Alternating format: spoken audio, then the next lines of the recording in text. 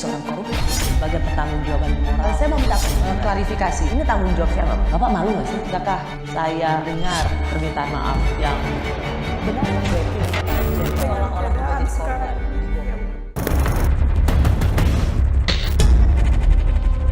Untuk kepentingan penyidikan, tersangka RAT dilakukan penahanan selama 20 hari pertama, terhitung mulai tanggal 3 April 2023 sampai dengan 22 April 2023.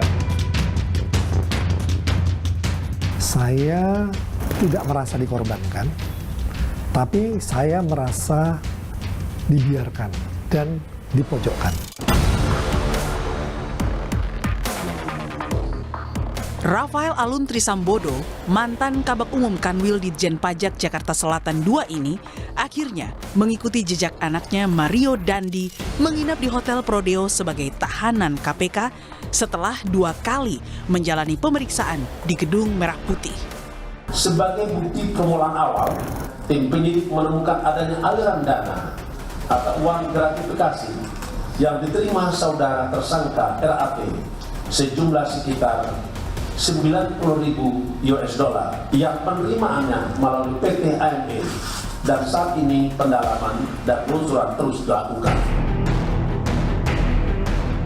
Ayah Mario Dandi ini pertama kali memenuhi panggilan KPK pada tanggal 1 Maret. Kala itu, Rafael mengklarifikasi sejumlah harta kekayaannya yang tak tercantum dalam LHKPN. Mulai dari kepemilikan mobil Rubicon, motor Harley Davidson yang dipajang anaknya di medsos, hingga kepemilikan saham di 6 perusahaan. Saya banyak ditanya berapa nilai perusahaannya, ya sebesar nilai sahamnya. Kalau saya ingat sekitar 1,5 miliar, gitu. Nilai 6 perusahaan ini, gitu. Baik yang dimiliki oleh yang bersangkutan, istri, anak maupun yang lainnya, gitu. Tapi itu cerita gimana kok perusahaannya besar, tapi LKPN-nya tidak terefleksi di situ.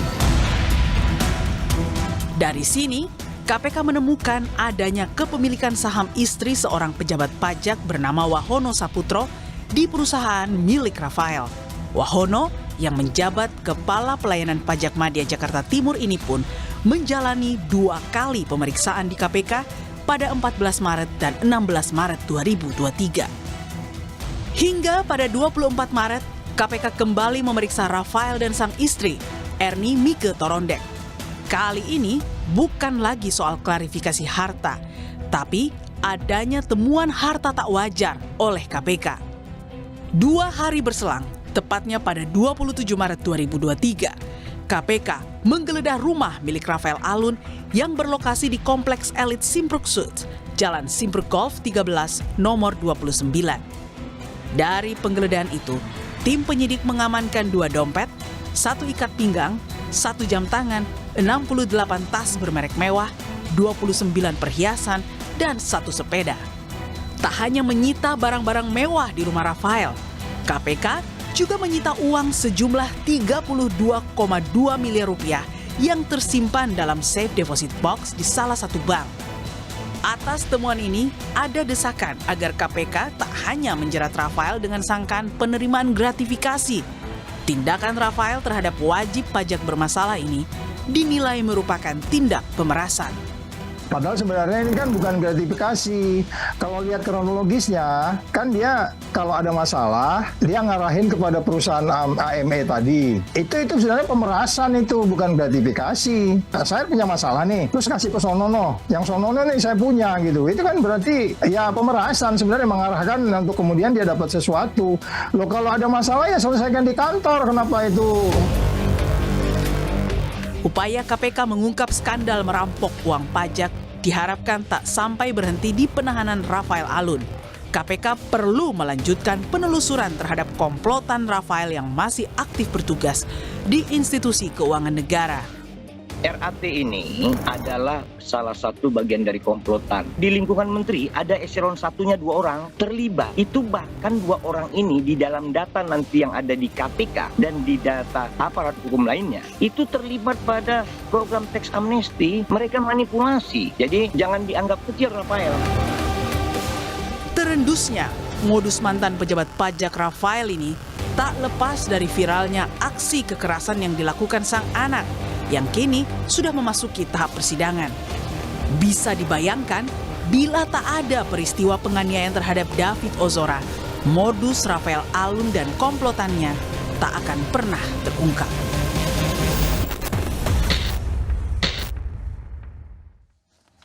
Sudah bersama saya Wakil Ketua KPK periode 2003 hingga 2007, Bapak Eri Riana Harja Pamekas. Pak Eri, selamat malam. Terima kasih sudah di Rosi. Malam. Pak Eri, KPK telah mentersangkakan Rafael Alun. Dulu kita juga punya mafia pajak, yaitu ada Gayus Tambunan. 2 tahun yang lalu kalau tidak salah ada Angin Prayitno, yang juga menjadi label sebagai penjahat pajak. Kalau dilihat dari modus mereka, Pak Eri, apakah yang mereka lakukan itu mengulang modus yang sama atau Rafael ini sesuatu yang baru? Apa bedanya? Saya pikir modusnya tidak terlalu lebar ya, sesempit kewenangan mereka. Jadi selalu dalam proses pemeriksaan pajak, di mana wajib pajak memiliki persoalan, masalah, kekurangan, atau keinginan untuk membayar pajak rendah. Nah, mereka berkonsultasi dan dibantu oleh pejabat pajak, kemudian diarahkan melalui konsultan. Saya pikir modusnya berulang, sama. Di dalam setiap kasus dari mulai Gayus, Tommy Hendrato, Handang Sukirno, dan Angin Prayitno, selalu ada hubungannya dengan konsultan pajak. Jadi pasti mereka itu ingin memanfaatkan kekuasaan yang mereka punya untuk bisa menolong wajib pajak. Ya. Oke, saya nanti akan masuk ke situ, Pak Eri. Di KPK mengatakan bahwa menahan Rafael ini dengan bukti permulaan adanya penerimaan gratifikasi sebesar 90.000 US dollar atau setara sekitar 1,3 miliar dari perusahaannya jasa konsultan Arta Mega Ekadana. Nah, pertanyaan saya buat Pak Eri, punya konsultan tadi, konsultan kantor konsultan pajak, Pak Eri bilang itu sebenarnya normal ya buat para pejabat pajak? Ya, seandainya pun aturan membolehkan, menurut saya sangat tidak wajar. Apalagi benturan kepentingannya kan nyata sekali. Di satu sisi pejabat pajak memiliki kewenangan yang besar, di sisi lain dia punya perusahaan yang bisa membantu, dia memfasilitasi benturan kepentingannya itu untuk kepentingan dan keuntungan dia dan juga wajib pajak. Secara etik itu sama sekali melanggar prinsip-prinsip dasar etik. Cuman pertanyaan saya Pak Eri, dari pengamatan Bapak, dari pengalaman Bapak, banyak ya pegawai pajak punya kantor konsultan pajak? Sebetulnya kalau punya mungkin tidak langsung ya, tidak langsung punya. Tapi mentornya atau teman seangkatannya atau seniornya di satu tempat dulu, sekarang pensiun, punya kantor konsultan. Nah, kantor konsultan ini yang memanfaatkan jaringan bekas anak buah atau bekas teman. Kira-kira seperti itu. Karena kalau kita runut kantor pajaknya Rafael ini, itu konsultan pajaknya juga, sebutannya katanya konsultan pajaknya, itu bekas atau mantan pegawai pajak juga. Ya. Gitu. Jadi ya memang muter-muter di situ antara sesama pejabat pajak. Pak Eri, kan kalau misalnya kita bilang, jadi modusnya ini mereka punya kantor konsultan pajak. Ya. Itukah modus kejahatan para mafia pajak? Modus awalnya sebetulnya mereka punya kewenangan yang sangat besar untuk menentukan pajak, wajib pajak. Nah, dalam pemanfaatan kewenangan itu antara lain mereka menggunakan kantor konsultan pajak. Jadi mereka tidak langsung berhubungan dengan wajib pajaknya berhubungan dengan kantor konsultan, dan disitulah mereka berembuk apa yang harus dilakukan sebaik-baiknya supaya menguntungkan wajib pajak maupun ada imbalan untuk kantor konsultan pajak yang kemudian memberikan manfaat juga kepada pejabat pajak. Kalau begitu sederhananya sesungguhnya modus mereka ini sangat terorganisir. Ya, kurang lebih. Nggak mungkin seorang kabak umum eselon 3 punya kantor konsultan pajak tanpa diketahui dia kerja sendirian. Ya, kira-kira seperti itulah. Dan pasti dia tidak sendirian. Itu yang pasti ya. Atau dalam posisi dia sekarang yang cuma eselon 3 bagian umum pula, dia tidak punya kewenangan, yang punya kewenangan orang lain. Mungkin dia cuma jadi fasilitator, mungkin ya, mungkin juga tetap aktif. Pak Eri, saya mau mengajak Pak Eri untuk mendengar kembali apa yang dikatakan oleh Ketua KPK soal modus operandi Rafael Alun. Ini dia. Di tahun 2011, RAT diangkat dalam jabatan selaku Kepala Bidang Pemeriksaan, Penyidikan, dan Penagihan Pajak pada kantor wilayah Direktorat Jenderal Pajak Jawa Timur 1. Selain itu, RAT diduga memiliki beberapa usaha, yang satu diantaranya PT AME yang bergerak dalam bidang konsultasi terkait dengan pembukaan ulang, terkait dengan pembukuan dan perpajakan. Setiap kali wajib pajak mengalami kendala dan permasalahan dalam proses penyelesaian perpajakannya, RAT diduga aktif merekomendasikan untuk konsultasi dan koordinasi dengan PT AME. Pak Eri, jadi kalau kita mendengar apa yang dikatakan oleh KPK, Ketua KPK tadi, dia ada perusahaan Rafael dengan secara sengaja dan aktif menawarkan jasa konsultasi pajak bagi para wajib pajak. Kalau kita mendefinisikan aktif menawarkan, itu pada kita semua wajib pajak atau yang memang secara terang benderang bermasalah? Ya dua-duanya lah, mungkin secara umum dia menyebarkan kepada jaringannya, bahwa kalau ada yang WP yang mengalami masalah atau memerlukan jasa konsultan pajak, hubungi saya akan hubungkan dengan PT yang disebut tadi. Gimana kira-kira cara kerjanya Pak Eri? Cara kerjanya kan gini, ya katakanlah Rosi punya perusahaan catering gitu ya misalnya. Udah dicatat dengan baik, ada laba 100 juta misalnya. Kemudian ada biaya-biaya kan, penghasilan 100 juta, ada biaya-biaya itu, biaya ini, 80 juta, jadi untungnya 20 juta. Nah pemeriksaan pajak datang, laba 20 juta, nggak mungkin, ini harus lebih dari 20 juta kalau makanan, 50% biasanya. Nah dia cari ya 30 jutanya di mana. Rosi bilang enggak, semuanya tercatat kok, ini biaya SDM, ini biaya kendaraan, ini biaya operasional, ini biaya bahan baku dan sebagainya, biaya penyimpanan sudah tercatat semua Pak. Oh enggak, ini kebesaran ini biaya ini. Tetap menurut saya, hitungan saya, yuk labanya 50 juta. Antara 25 kalau Osi mau gampangan, ya udahlah, 40, anggap ikut aja 50 juta. Tapi kan rugi, yuk bayar pajak atas keuntungan 50 juta. Sementara yang benar menurut Rosi adalah 20 juta. Disinilah permainannya. Kira-kira selalu seperti itu. Yang lainnya adalah ada PPN. Sorry, sebelum ke itu Pak Eri. Jadi meskipun benar pun wajib pajak, saya sebagai pengusaha catering mau bayar pajak baik-baik, akan dicari terus. Iya. Supaya seolah-olah kurang bayar. Betul. Dari kurang bayar itu kemudian terjadilah kata damai gitu. Iya. Jadi saya nggak usah bayar 50 juta deh. Saya bayar buat negara berapa, misalnya 20 juta, tapi supaya nggak 30 juta, 10 juta lagi buat mereka, gitu kah? Atau bisa juga Bu Rosi 20 juta kegedean, 10 juta aja ya. Biaya yang 10 jutanya ditambahin ke komponen ini. Jadi Bu Rosi bayarnya untuk laba yang 10 juta saja. Kira-kira permainannya seperti itu. Jadi cara menawarkannya begitu, jadi yang masuk ke kas negara jauh lebih kecil dari yang tadinya saya mau bayarkan, tetapi larinya ke mereka. Ya. Oke, nah lainnya lagi seperti apa cara kerja mereka? Kan menguntungkan keduanya kan. Osi Aku untung juga. Iya. Artinya kan gini Pak Eri, wajib pajak juga merasa ya nggak apa-apa deh ada mafia pajak, toh pajak aku jadi lebih kecil dari yang aku harus setorkan, tapi kita juga harus ngerawat si mafia pajak ini kan. Tuh, nah itulah yang membuat mafia pajak ini hidup. Karena ada sekelompok pengusaha yang memang suka dengan praktik semacam itu.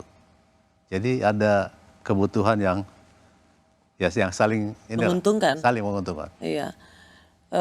Daripada perusahaan harus bayar 200 miliar misalnya, mereka cukup disuruh bayar 150, tapi bayar mereka 20. Masih untung 30 kan? masih untung 30 miliar. Apalagi Pak, cara membujuk wajib pajak bermasalah atau korporasi yang sengaja ingin menurunkan nilai pajak, apalagi tawaran-tawaran dari para mafia pajak ini? Dalam satu perusahaan bisa saja si perusahaan ini membayar pajak lebih. Nah, untuk menagih kelebihan itu yang disebut sebagai restitusi atau refund bahasa Inggrisnya, nah, itu ada proses. Nah, di situ juga bisa bermain. Kalau Bapak mau cepat, ya begini caranya supaya Bapak tidak memperoleh sesuai dengan yang dikehendaki, ya, caranya begini. Nah, itu sisi lain ya. Baik, kita akan ke situ Pak Eri, tapi kita juga akan masuk soal adanya temuan uang 37 miliar di safe deposit box dan permainan pajak selama 12 tahun lewat jasa konsultan pajak milik Rafael. Tepatkah orang ini hanya dijerat pasal gratifikasi? Sebenarnya ini kan bukan gratifikasi. Kalau lihat kronologisnya, kan dia kalau ada masalah, dia ngarahin kepada perusahaan AME tadi, ya kan? Itu sebenarnya pemerasan, itu bukan gratifikasi. Maksud saya, tapi bukan gratifikasi ya, itu kan ini saya punya masalah nih, terus kasih ke Sonono, yang Sonono nih saya punya gitu, itu kan berarti ya pemerasan, sebenarnya mengarahkan untuk kemudian dia dapat sesuatu. Loh, kalau ada masalah ya selesaikan di kantor. Kenapa itu? Ini saya khawatir ini ada gambar gede besar ini, yang menurut saya kita jangan terlalu fokus di RAT ini. Ada yang lebih besar lagi kuenya.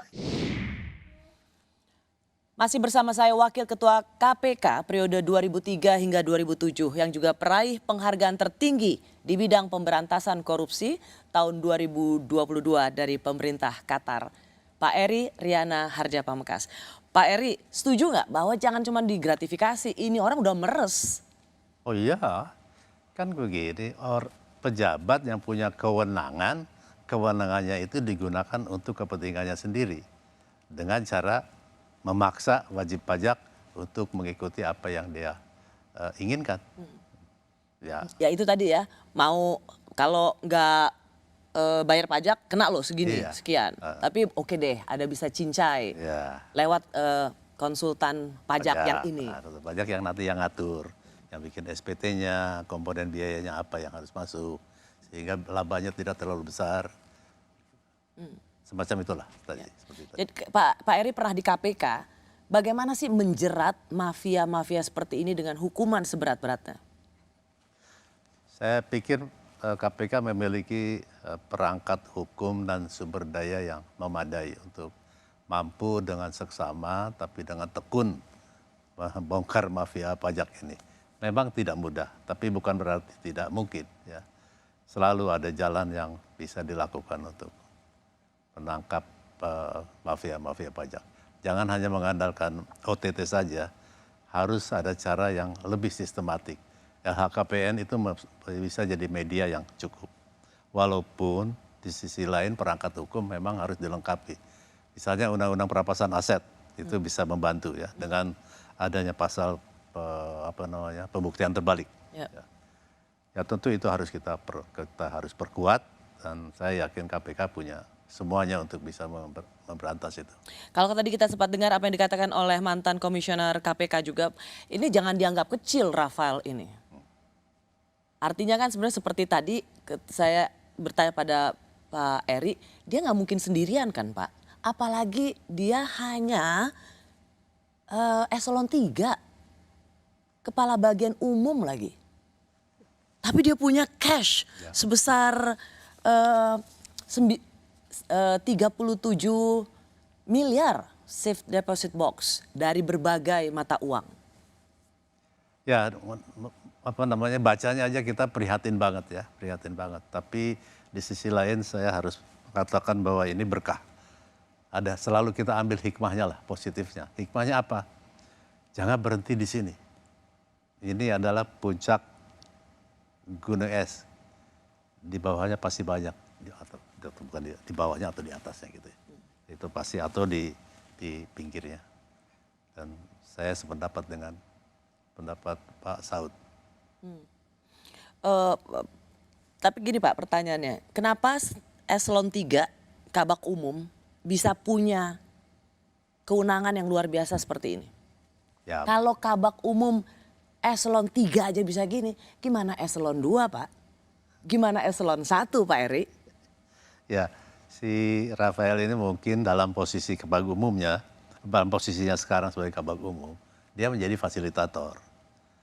Ya, kewenangan-kewenangan yang dimiliki oleh rekan-rekannya, oleh jaringannya, oleh mentornya, itu yang dia fasilitasi, kemudian disalurkan melalui AME itu, PT AME itu, konsultan pajak. Dan disitulah kemudian dia juga mengkonsolidasikan hasilnya, sehingga ada uang sebesar 37 miliar dalam safe deposit box itu. Kalau tadi Pak Eri bilang mengkonsolidasikan, berarti mengkonsolidasikan secara internal juga dong? Iya, ya. Atau mungkin latar belakang sebelum menjadi Kabak Umum itu juga harus menjadi perhatian. Cukup lama dia bertugas di bidang penyidikan. Jadi dia kan penyidik pajak tuh. Ya. Sesama penyidik pajak kan tersebar di mana-mana dan dia bisa fasilitasi untuk sama-sama mengarahkan wajib pajak pada konsultan yang disebutkan tadi. Jadi kalau kita lihat sekian puluh miliar di safe deposit box, semuanya dalam bentuk tunai, dalam mata uang berbagai negara, itu rasanya common sense ya Pak, adalah bagian dari penyerahan uang dari para wajib pajak bermasalah. Ya. Jadi kemungkinan pertama itu akumulasi penghasilan ya. Kemungkinan kedua akumulasi penghasilan yang belum didistribusikan. Yang belum didistribusikan. Iya, mungkin ya. Karena Pak kalau kita lihat ya KPK mengatakan kenaikan kekayaannya selama 88 tahun itu hanya disebutkan kisarannya 24 miliar. Dalam 8 tahun itu 24 miliar. Nah kalau menurut, dan kita kan kemudian, ya betul, dalam 8 tahun kenaikan harta Rafael naik 24 miliar. Semua orang terpukau, wah 24 miliar. Tapi kalau menurut saya ini kekecilan. Kecil, karena apa? 24 miliar 8 tahun, 1 tahun cuma 3 miliar. 3 miliar dibagi 1 bulan hanya sekitar 300 jutaan. Ini nggak mungkin harta dia cuma segini. Gimana, apakah Bapak bisa membantah logika saya atau apa yang bisa Bapak katakan bahwa menurut saya ini kekecilan yang dia punya? Ya, kalau kita melihat dari kenyataan ditemukannya 37 miliar, ya. Pasti ada yang disembunyikan, pasti ada yang diwujudkan dalam bentuk lain yang tidak perlu dicantumkan dalam LHKPN. Nah itu banyak cara untuk itu. Oke. Pak, kita dengarkan ya apa yang dikatakan oleh juga KPK untuk melacak. Karena kita bicara soal harus dicari lagi, nggak mungkin lah orang yang sudah sedemikian berkuasanya ngatur-ngatur wajib pajak, tapi cuman 1 bulannya atau 1 tahunnya cuman 3 miliar, it's nothing. Apa kata KPK melacak harta para mafia pajak? Ini dia. Kita pastikan sesudah yang bersangkutan pasti ada lagi orang-orang lain yang kita kan dengar juga ada gengnya, ada ini itu. Tapi kita kan perlu tahu polanya. Sekali lagi teman-teman, ini bukan bukan sederhana, ya sulit sih ya pasti gitu. Bukan sederhana dalam arti ini kan orang keuangan bener. Dia tahu banget gimana cara kesana kemari. Jadi kita ingin polanya dulu dapat, nanti baru ke yang lain. Susah ya Pak melacak kejahatan penjahat keuangan. Intinya atau pilar utamanya adalah ikuti uangnya kemana, ya follow the money. Tapi betul apa yang disampaikan Pak Hala tadi memang nggak mudah, tidak mudah. Tapi bukan berarti mustahil ya. Dengan segala cara, dengan segala kewenangan dan sumber daya yang dimiliki oleh KPK, saya yakin mereka punya kemampuan untuk melacak itu semua. Tapi kalau ada di safe deposit box sudah dalam bentuk tunai, gimana ngelacaknya Pak? Memang susah, kecuali kalau sudah penyelidikan atau penyidikan, di mana ada kewenangan untuk menggeledah. Enggak, kan itu udah diblokir oleh PPATK dan KPK juga gitu. Itu gimana kalau dia follow the money itu dalam bentuk ada di perbankan, tapi kalau udah nyimpen tunai seperti ini gimana ngelacaknya? Susah. Kecuali ya tadi safety depositnya termasuk yang digeledah. Pengalaman Bapak di KPK tuh kayak gimana sih mereka menyembunyikan uang kejahatan suap seperti ini, Pak? Ya, macam-macam lah dalam bentuk bisa properti, bisa perhiasan, bisa lukisan, yang harganya memang tidak bisa ditebak, tidak bisa diukur, relatif ya. Tapi yang penting itu kan kapan kita dapat, kapan kita mengeluarkannya. Setelah dapat tidak langsung dikeluarkan, setelah dapat itu ada proses dulu, baru dikeluarkan diinvestasikan. Yang paling banyak itu properti, perhiasan, lukisan. Dan itu kategori termasuk juga pencucian uang. Betul. Pak Eri, kalau kita bicara soal melacak harta pejabat-pejabat pajak seperti ini atau mafia pajak ini, sebenarnya kalau tadi kita lihat KPK, Bapak melihat sebenarnya bisa kewalahan nggak sih kita? Kalau tinggal soal kemauan aja. Dan begitu juga sih jangan terlalu menyudutkan orang pajak juga. Banyak juga orang non pajak yang punya kekayaan yang sama gedenya gitu dan belum terlacak. Sesuai dengan gaji yang mereka dapatkan. Dibandingkan dengan gaji yang mereka dapatkan itu tidak wajar. Banyak bukan hanya pajak saja ya. Di berbagai departemen. Yang di Kementerian Keuangan pasti bea cukai juga ya kan. Di departemen lain juga banyak. Hanya saja Pak Eri, Gayus, Angin Prayitno, Rafael, ini akan selalu berulang. Jika Rafael itu hanya ditangkap seorang diri dari Kementerian Keuangan. Ya. Padahal Rafael tidak mungkin sendiri. Setuju. Nah, harus dilacak oleh KPK sampai mana itu? Ke atasnya, ke pinggirnya, dan ke bawahnya. Pasti ada jaringan yang cukup luas. Dan seperti keluhannya Rafael sendiri, saya merasa dipojokkan dan merasa dibiarkan. Artinya dia itu kan kode kan, lu jangan enak sendiri dong, giliran gua susah lu kagak nongol gitu lah, kira-kira kan gitu. Kasus harta fantastis Rafael baru terungkap setelah viral penganiayaan David. Apakah Rafael punya jaringan yang kuat hingga kejahatan pajaknya baru terendus sekarang? Penanganan perkara RAT ini belum selesai sampai sini. Kita masih perlu bekerja keras untuk melakukan pemeriksaan terhadap setiap pihak, apakah itu korporasi, apakah itu orang-orang per orang yang ada hubungannya dengan saudara RAT. Kalau tadi ada yang bertanya bagaimana pihak lain, terutama dengan istrinya, tentulah ini sebagaimana yang kita pahami bahwa penyidikan ini masih berlangsung. Apakah nanti ada tersangka lain setelah RAT ini? Pasti KPK akan menyampaikan kembali kepada KPK. Masih bersama saya Ketua Koalisi Anti Korupsi Indonesia yang juga menjabat Wakil Ketua KPK 2003-2007, Bapak Eri Riana Harjapamekasan. Pak Eri, tadi kita sudah sempat singgung sesungguhnya soal sindikat. Gayus dengan skandal yang fantastis, tapi kan cuma Gayus yang kemudian dihukum. Angin juga begitu. Kalau kita hanya terpaku pada Rafael, maka Gayus dan Rafael selanjutnya di masa yang akan datang akan selalu ada di sektor yang memang sangat tinggi resikonya. Setuju, saya pikir jangan berhenti di RAT saja. Kita berharap KPK memiliki kemampuan untuk mengerahkan segala sumber daya dan perangkat hukumnya agar bisa membongkar seluas-luasnya jaringan ini. Jaringan yang katanya kelompok itu, kelompok ini, macam-macam. Dan saya pikir pasti tidak hanya satu. Ada beberapa kelompok kecil juga dan ada kelompok besar.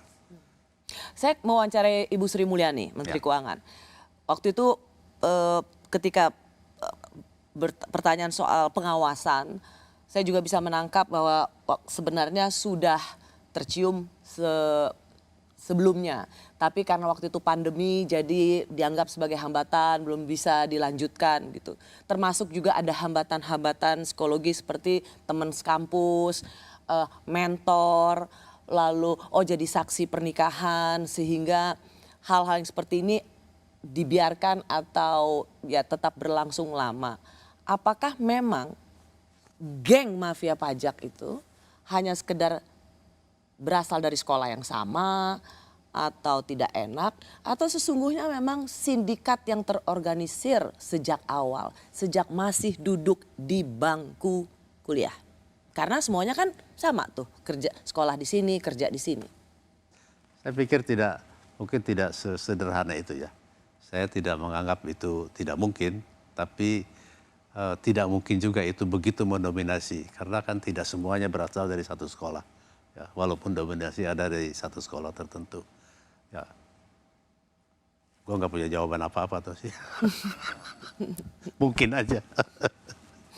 Cuman ini pasti bukan 1-2 orang, karena ketika kemarin ditanyakan pada Angin Praitno, kenal tidak dengan Rafael? Ya kenal, tapi kemudian juga ada penelusuran yang memperlihatkan bahwa saling Rafael itu atau Angin Praitno mentornya Rafael. Artinya kan sesungguhnya relasi-relasi itu bisa terlihat. Betul. Pak Eri Pak Eri kan menjadi komisaris di banyak perusahaan. Punya pengalaman nggak dengan petugas pajak? Nah kebetulan begini sih, saya tuh beruntung jadi komisaris di perusahaan-perusahaan yang baik. Jadi baik itu dalam pengertian ya kewajiban perpajakannya dilakukan dengan baik, dengan tepat. Jadi tidak ada juga godaan-godaan seperti itu. Saya tidak pernah menemukan petugas pajak yang berani-berani mencoba memeras gitu ya, dengan mencari-cari kesalahan. Ya ada 1-2, tapi itu bisa diselesaikan dengan perdebatan, dengan argumentasi yang baik. Dan banyak anak-anak muda dari pemeriksa pajak yang saya pikir menjadi benih yang baik di masa yang akan datang. Jadi Pak Eri mengatakan cukup beruntung ya? Cukup beruntung. Jadi dapat petugas pajak yang baik dan bekerja di perusahaan yang nggak mau main-mainin pajak, itu keberuntungan ya? Alhamdulillah. Bukan sebuah keniscayaan. Harusnya kita iya. berada di perusahaan yang nggak main-main dengan pajak. Betul. Dan dapat petugas pajak yang baik. Betul. Pak Eri, saya mau mengutip apa yang dikatakan oleh mantan Kepala PPATK, Pak Yunus Hussein, soal gengannya ini. Ia mengatakan seperti ini, Pak Eri, yaitu Rafael ini termasuk dari anggota kelompok lama sebenarnya. Geng tersebut kira-kira beranggotakan 30 orang. Mereka bukan hanya kenal satu sama lain, tetapi mereka juga selalu mengenal sesama mantan atau pejabat pegawai pajak yang sudah berprofesi sebagai konsultan pajak. Di sini sekali lagi memperlihatkan bahwa sebenarnya gerombolan itu sebenarnya sama aja Pak. Turun temurun, lintas generasi, lintas senior junior. Mungkin. Saya pernah dengar juga, tapi belum pernah mengetahui secara pasti siapa dan bagaimana cara kerja mereka ya. Tapi bahwa suara itu keras ya. Mengapa Pak Eri agak terlihat sulit untuk mengemukakan pendapatnya ini? Agak nggak enak atau apa? Bukan. Saya kan dibiasakan untuk berbicara berdasarkan fakta atau data. Bukan hanya semata-mata hypothetical saya saja gitu ya. Tapi bahwa itu saya dengar dan gencar suaranya iya. Karena itu semua yang selalu menjadi bagian dari sebuah analisa yang common sense. Bahwa kalau kita tidak membersihkan atau kalau kita tidak mencari Rafael lain dalam institusi pajak ini, kasihan tugas pajak yang baik. Betul. Itu akan selalu menjadi korban. Betul. Karena membiarkan.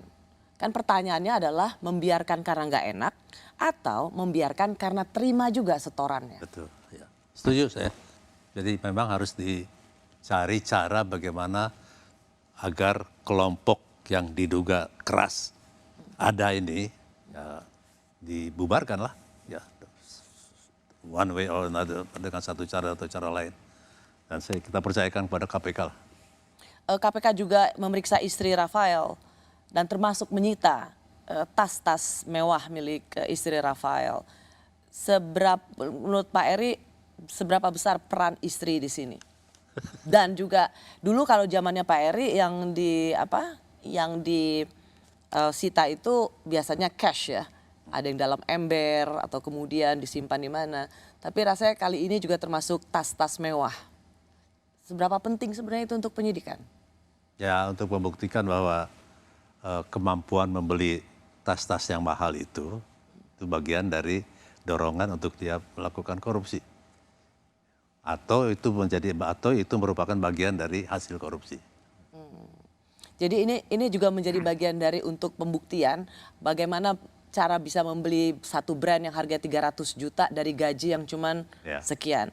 Tapi kalau kan selalu dibilang di antara 70 tas branded itu ya cuman 8 yang orisinil, yang lainnya KW. Ya, alasannya seperti itu. Penyidik KPK bisa punya kemampuan nggak atau skill nggak melihat mana tas KW dan mana tas ori? Pastinya iyalah. Gimana sih caranya? Kalau semua orang, semuanya loh Pak Eri, semuanya dengan tas-tas branded milik istrinya, pasti dia bilang, oh itu KW, belinya di pasar Tanah Abang. Berarti harus ada kemampuan baru dari penyidik KPK untuk menelisik mana tas mahal ori dan mana tas KW. Satu, ada akumulasi pengalaman. Kedua, kan banyak perempuan juga di sana yang pasti punya pengetahuan tentang itu. Itu tetap harus bisa dilakukan? Iya dong, kan penguatan pembuktian bahwa hasil korupsinya digunakan untuk antara lain. Belajar juga dari pengalaman Pak Eri di KPK, bagaimana kemudian dengan harta yang begitu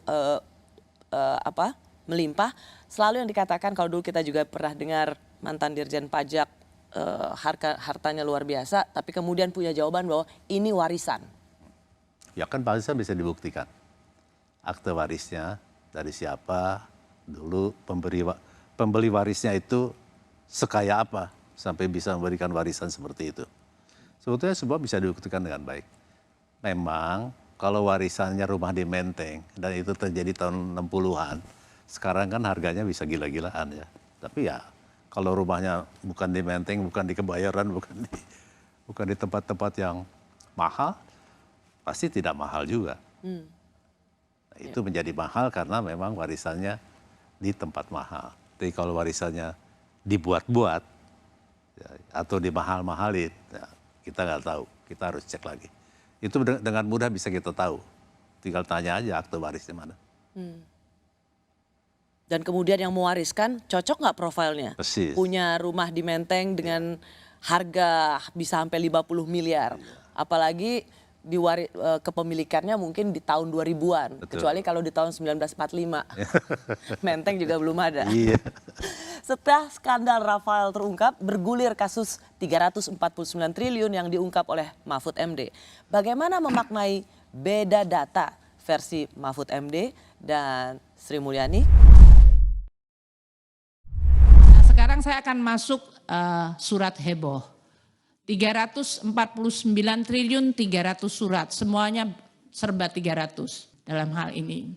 13 Maret, sebetulnya pertama tanggal 8 Maret itu Pak Mahfud menyampaikan di publik.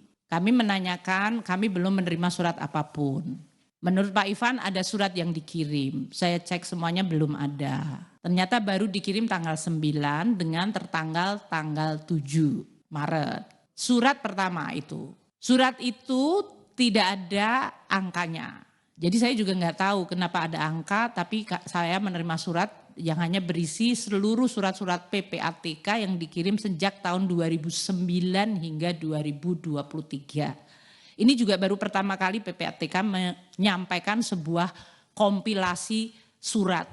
Bahwa ada kekeliruan pemahaman Ibu Sri Mulyani dan penjelasan Ibu Sri Mulyani karena ditutupnya akses yang sebenarnya dari bawah. Sehingga apa yang beliau jelaskan tadi itu adalah data yang diterima tanggal 14 ketika bertemu dengan Pak Ivan. Sehingga disebut yang terakhir itu, yang semula ketika ditanya oleh Bu Sri Mulyani itu, ini apa kok ada uang 189? Itu pejabat tingginya yang eselon 1 itu. Oh enggak ada Bu di sini, enggak pernah ada katanya. Ini tahun 2020 kata Bu, enggak pernah ada. Ada Pak Ivan, enggak ada. Masih bersama saya Bapak Eri Riana Harja Pamekas, ia pendiri Masyarakat Transparansi Internasional dan Indonesia dan juga pernah menjabat sebagai Wakil Ketua KPK 2003-2007. Pak Eri, ada surat heboh. Saya ingin tanya tanggapan Pak Eri dulu. Bagaimana memaknai beda data antara Menteri Keuangan dan Pak Mahfud selaku di sini Ketua Komite Koordinasi Pencegahan TPPU dan Terorisme. Jadi di sini dia bukan sebagai Menko Polhukam, tapi sebagai Ketua Komite. Gimana Pak Eri melihat beda datanya? Ya sebelum beda data saya mengerahkan segala kemampuan intelektual saya untuk memahami kenapa seorang Menko mempublikasikan data yang hemat saya, sekurang-kurangnya menurut pengalaman saya, adalah informasi intelijen yang harusnya menjadi dasar pembuatan kebijakan. Saya nggak tahu. Dan saya tidak sampai pada satu pemahaman yang jelas gitu ya, kenapa Pak Mahfud sampai mempublikasikan 300 sekian triliun itu. Kenapa itu jadi pertanyaan Pak Eri? Karena buat saya undang-undang tindak pidana pencucian uang itu menyebutkan peranan PPATK adalah sebagai Financial Intelligence Unit. Jadi unit intelijen keuangan yang memberikan masukan kepada aparat penegak hukum. Aparat penegak hukum yang menindaklanjuti informasi intelijen itu dalam bentuk investigasi atau penyelidikan, penyidikan, dan selanjutnya penuntutan dan seterusnya ke pengadilan. Nah setelah penuntutan baru dibuka. Bahkan waktu penyidikan pun, kecuali penyidikan waktu ada tersangkanya, memang harus dibuka kepada publik ya untuk akuntabilitas. Tapi keterbukaan keseluruhan data itu muncul ketika penuntutan. Oke, jadi Pak Eri ingin mengatakan bahwa sebenarnya Pak Mahfud MD tidak boleh membuka ini ke publik. Ya kalau bilang tidak boleh terlalu kasar kali, ya saya ingin lebih halus lagi. Saya melihat di Perpres ini tidak ada tugas Komite TPPU yang melaksanakan fungsi publikasi data. Yang ada adalah perumusan arah, pengordinasian, pelaksanaan, pengkoordinasian langkah-langkah, pemantauan dan evaluasi. Nah, mungkin pemantauan dan evaluasi bisa masuk. Tapi kan tidak harus dikemukakan pada publik. Karena kalau saya lihat komposisinya, ketuanya Pak Menko, wakil ketuanya Menko juga, Menko Perekonomian. Anggotanya ada 10 orang, Gubernur BI, Menteri Keuangan, Menteri Luar Negeri, dan Menteri Hukum HAM, Dalam Negeri, dan aparat penegak hukum. Banyak sekali, termasuk Menteri Keuangan juga kan anggotanya. Menteri Keuangan ada. Jadi hemat saya kenapa tidak dibicarakan dalam rapat Komite TPPU itu saja dulu.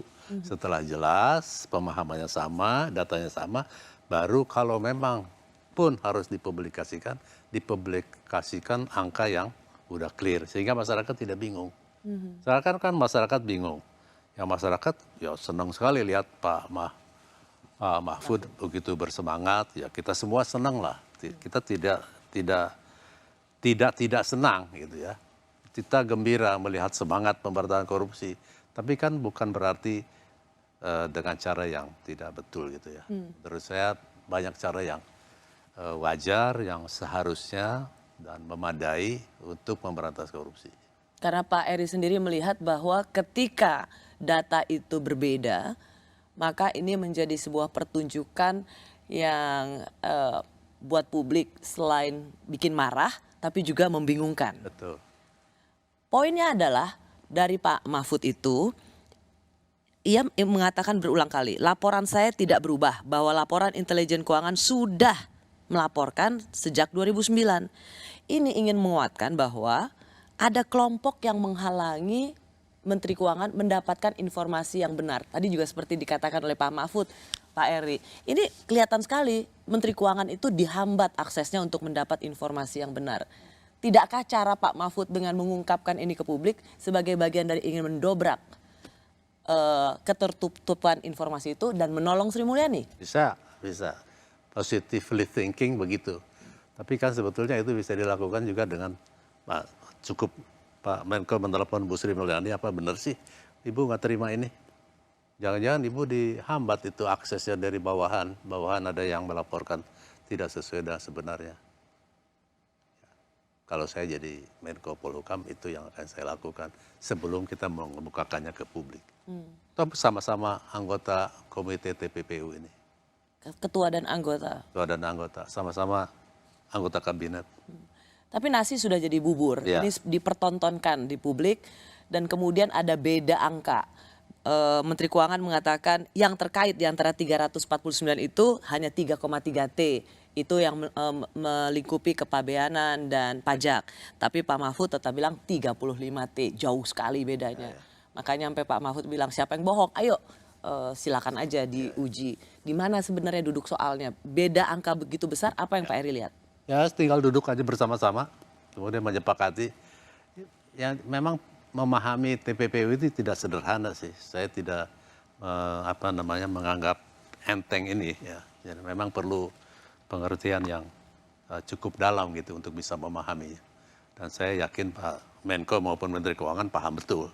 Jadi pemahamannya sudah sama, kenapa bisa data yang beda? Itu kan karena nggak ngobrol aja. Ya. Sesimpel itu ya menurut Pak Eri? Menurut saya sih. Oke. Ini bisa bergulir karena kemudian nanti akan mempertemukan Menteri Keuangan, Pak Mahfud juga. Bahkan ada ide dari anggota DPR mempansuskan ini. Pak Eri melihat ini sebuah kabar gembira atau sesuatu yang mencemaskan? Oh, nggak mencemaskan lah, itu buang-buang waktu aja, banyak urusan lain DPR, nggak usah dipansuskan. Tinggal ngobrol satu Menko sama Menteri dalam kabinet yang sama. Menurut saya nggak ada masalah itu.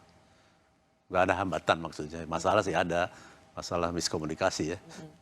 Tapi nggak perlu pansus? Nggak perlu. Banyak legislasi yang harus diurus sama DPR. Ini kekecilan untuk dipansuskan? Kekecilan. Oke. Pak Eri Riana Harja Pamkas, terima kasih banyak. Sama-sama. Untuk semua perspektif dan pandangannya. Terima kasih. Selamat malam. Terima kasih juga bagi Anda yang menyaksikan Rosi. Kita jumpa lagi Kamis depan. Tetaplah di Kompas TV, independen terpercaya.